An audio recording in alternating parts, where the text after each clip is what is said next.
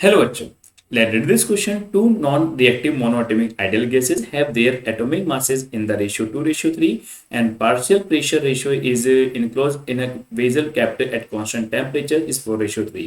The ratio of their densities, हमें इनके densities का ratio find out करना है. हमें इस क्वेश्चन के सॉल्यूशंस में दो बातें बताई गई है कि दो नॉन रिएक्टिव गैसेज हैं बट आपस में रिएक्ट नहीं करती है, मोनोएटॉमिक आइडियल गैसेज हैं जिनके एटॉमिक मासेस का रेशियो में पता है n2:3 बटा. दोनों मोनो एटॉमिक गैसेस के जो मासेस का रेशियो है m1/m2 रेशियो इज 2/3 है बेटा, और उनके जो प्रेशर्स का रेशियो है P1/P2 जो प्रेशर का रेशियो है वो हमें 4:3 दिया है बेटा, और हमें इसके पार्शियल जो प्रेशर्स हैं उसका भी रेशियो हमें यहाँ पे 4:3 दिया है. और डेंसिटी का रेशियो हमसे पूछा गया है कि डेंसिटी का रेशियो फाइनली क्या होगा, ये रेशियो हमसे पूछा गया है बेटा. तो ये बेटा आइए हम इस क्वेश्चन को सॉल्व करते हैं.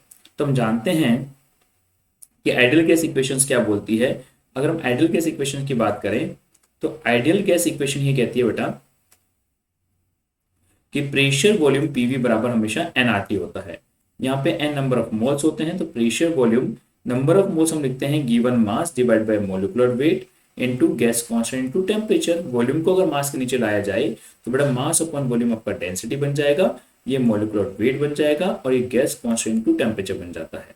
ठीक है, ये बन जाता है बेटा. तो हमें यहाँ पे ये मोलिकुलर वेट ही हमारा एटॉमिक मास भी होता है जिसको हम चाहें तो कैपिटल एम से भी लिख सकते हैं.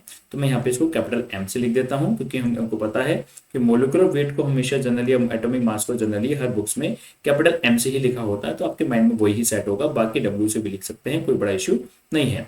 टेम्परेचर बेटा हमने कॉन्स्टेंट रखा है तो ये टर्म आपकी कॉन्स्टेंट हो गई, ये आपकी डेंसिटी है, ये आपका प्रेशर है, ये आपका मोलिकुलर वेट है. तो फाइनली हम देखें तो pressure mole atomic mass is equal to density बन जाता है. बाकी सब कुछ हमारा क्या है, कांस्टेंट है. तो कांस्टेंट को हम हटा दें तो हम डायरेक्टली प्रोपोर्शनल कह सकते हैं कि जो प्रेशर है मोलिकुलर एटॉमिक मास है वो हमेशा गैस की डेंसिटी की क्या होगा, डायरेक्टली प्रोपोर्शनल होगा जो टेम्परेचर कांस्टेंट होगा. तो हम यहाँ पे अगर रेशियो लगाते हैं तो हम यहाँ पे लिख सकते हैं कि जब P1 प्रेशर था, जब आपका मोलिकुलर एटॉमिक मास m1 था तब गैस की डेंसिटी ρ1 थी.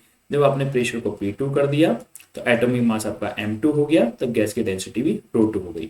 तो हमसे डेंसिटी का ही रेशियो पूछा गया है और हमसे डेंसिटी के रेशियो में प्रेशर का रेशियो गिवन है.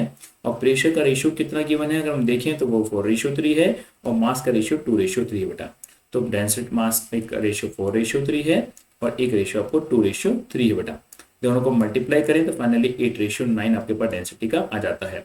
तो डेंसिटी रेशियो इज 8:9 हमारे पास आंसर हो जाएगा. मतलब कौन सा ऑप्शन करेक्ट हो गया बेटा, आपका डी ऑप्शन एकदम करेक्ट हो जाता है. डेंसिटी का रेशियो 8:9 होगा क्योंकि हम जानते हैं मास अपॉन वॉल्यूम डेंसिटी हो गया, atomic mass, this is a pressure और ये आपका पूरी टर्म कांस्टेंट है. ओके बेटा, थैंक यू.